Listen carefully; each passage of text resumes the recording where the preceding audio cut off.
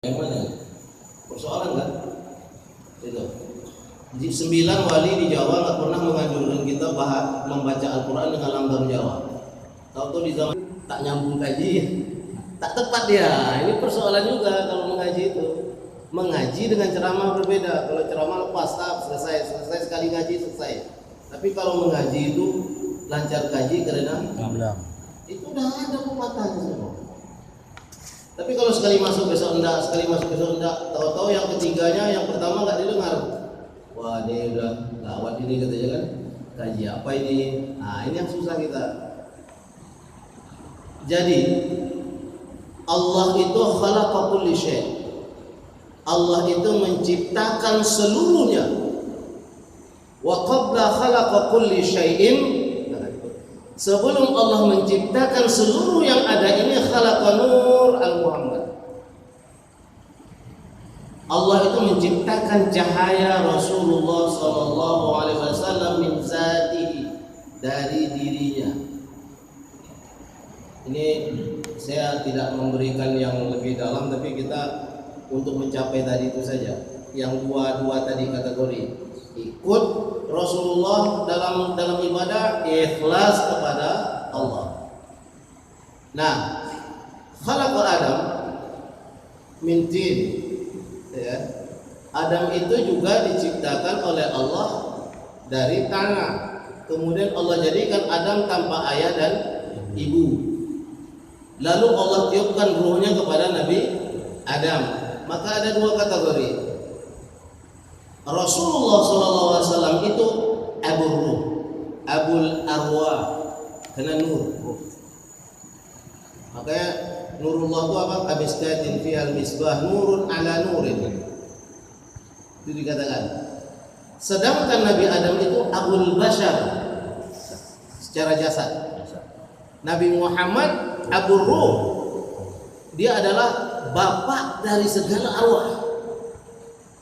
Beda ya. Tapi dua-dua itu loh. Jadi kalau jasmani ini dengan syahwat dan hawa nafsu cenderung nyeleweng. Tapi ruh dia bertahan. Maka dikatakan dalam ayat, tadi saya katakan ayatnya adalah wa fi anfusikum afala tubsirun. Jadi dia yang melarang kita makan dan minum itu, yang melarang kita mengganggu istri, mengganggu itu ruh. Tapi secara badan lemah, orang tak ada, minum sedikit, nanti puas, nanti ketika mau berbuka itu paling loyo. Apa yang ditipu? Diri sendiri, bukan Allah. Apa yang kita tipu dalam ibadah ketika kita riya supaya dipandang orang? Diri kita sendiri. Karena ketika nanti di akhirat di hadapan Allah kita lihat amal kita, mana nih amal? Allah menjelaskan kepada kita, minta tuh sama orang yang melihat kamu ibadah kemarin itu. Jangan minta kepada balai. Karena kamu beribadah karena dia. Itu kalimatnya. Maka kebersihan jiwa dalam arti ikhlas untuk diterimanya amal dan mengikuti Rasul, karena Rasulullah itu adalah cahaya yang diberikan oleh Allah secara ruh. Makanya dikatakan awwaluddin ma'rifatullah, man arafa nafsahu faqad arafa rabbah. Barang siapa mengenali dirinya, maka ia pasti mengenali Allah. Jika ia tidak sholat, jika ia tidak menjalankan kewajiban agama, berarti dia tidak mengenal dirinya. Siapa yang rugi? Dirinya sendiri yang rugi ketika berada di hadapan Allah di padang mahsyar. Berat. Tapi kalau kita jalan step by step, katanya itu lebih mudah. Kita renungi diri kita, kemana kita. Ini yang ngomong juga tidak mengatakan dirinya bersih, juga mengolah diri. Ada saja riya itu datang. mau pergi kemana, mau pergi ke pesta, mau pergi pelantikan, mau pergi, wah ini lebih bagus nih. Nah, kalau ini sompetnya lebih cantik. Ini kadang-kadang pembicaraan itu sepele, tetapi kadang-kadang tanya hati, ya kan, tanya hati, jelaskan kepada Allah, masih ada dia nggak? Itu makanya sholat itu dan segala macam yang kita dengungkan ibadah apa akhirnya adalah lillahi ta'ala. Kenapa harus ikhlas dan memang kita harus ikhlas dan mengikuti Rasul? Karena Rasul itu Rasulullah SAW itu min zatillah, nurnya itu adalah cahaya Rasulullah itu adalah dari diri Allah itu sendiri. Makanya dua syarat untuk diterima amal itu ikhlas dan mengikuti apa yang dibawa oleh Rasulullah SAW. Nah tentu kalau kita awal menanya kita bagaimana mengikuti Rasul kita tidak lupa.